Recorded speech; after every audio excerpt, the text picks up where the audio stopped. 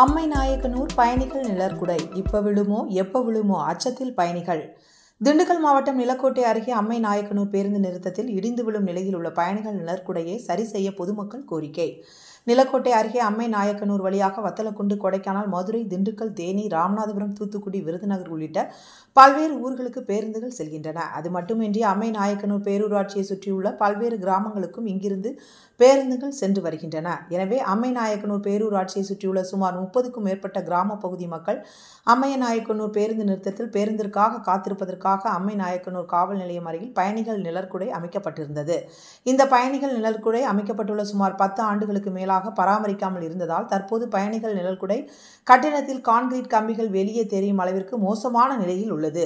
இதனால் பேருந்துக்காக காத்திருக்கும் பயணிகளின் மீது மேற்கூரை விழுந்து விபத்து ஏற்படுத்தும் அபாயம் உள்ளது. எனவே திண்டுக்கல் மாவட்ட நிர்வாகமும் அம்மை நாயக்கனூர் பேரூராட்சி நிர்வாகமும் பயணிகள் நிழற்குடையை பராமரித்து மராமத்து பணி செய்து புதுப்பிக்க வேண்டும் என பயணிகள் கோரிக்கை வைத்துள்ளனர்.